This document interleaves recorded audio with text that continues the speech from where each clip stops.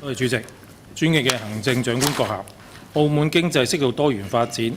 係築牢本澳長遠發展根基嘅核心課題。回顧特區政府近年推動經濟適度多元嘅戰略，其中一個方向正係着力推動澳粵聯動、深化協同發展。喺2025年4月施政報告當中，長官提及關於建設澳門科技研發產業園嘅規劃，為澳門嘅多元發展注入咗強勁嘅信心。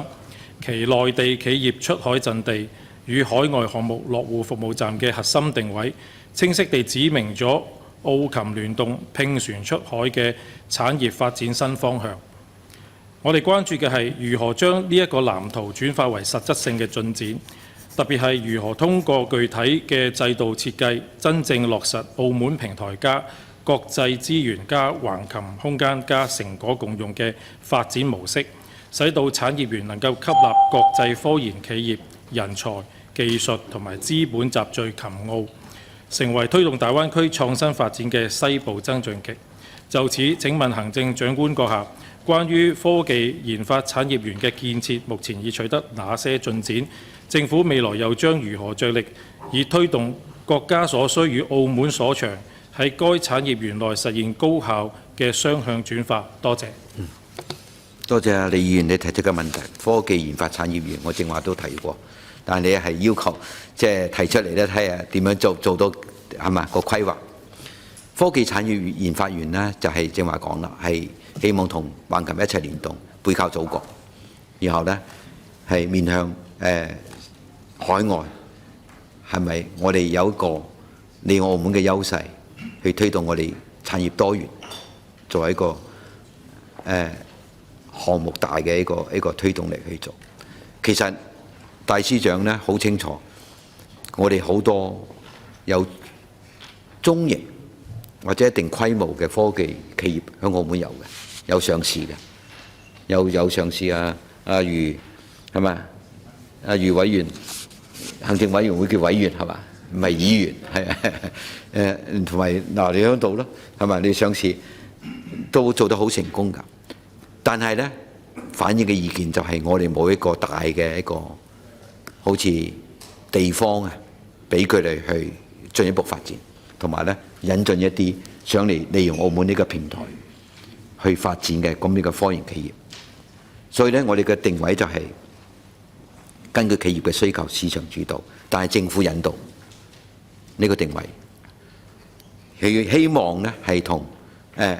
因應我哋嘅狀況呢，係同內地啊同其他地方唔同呢，係主要考慮係幾大，一個集成電路啦、生物醫藥啦、數字科技同埋航天科技，因為都係因應我哋澳門實際環境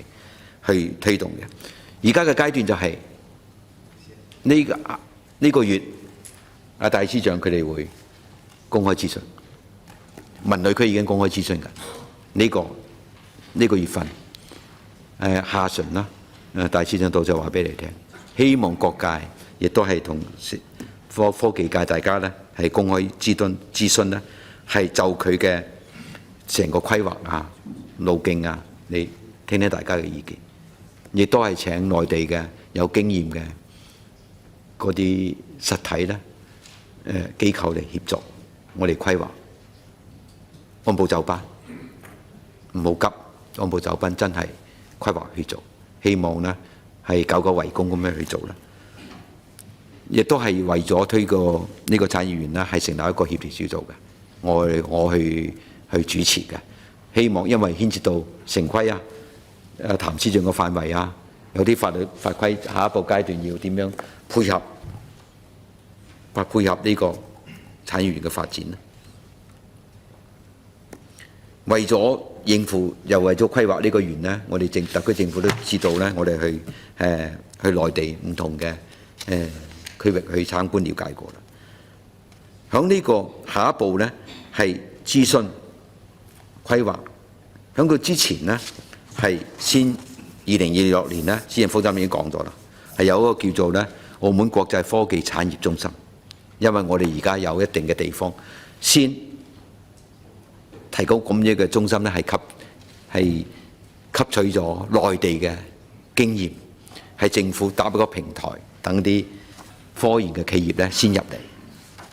我哋提供個地方去主動協助佢哋，同埋咧有啲係咪有啲科技企業咧可以提前通過呢個平台去嘗試喺澳門下一步對接產業園下一步嘅發展，所以咧係諮詢規劃，然後咧係政府整體去推進落實。響之前出年先設立一個澳門國際科技產業中心，由政府主導提供一個咁樣嘅科技服務平台，嚟吸引一啲企業，因為有興趣嘅，有啲企業有興趣嚟嘅，先喺呢度作為一個嘗試。好啊，多謝你。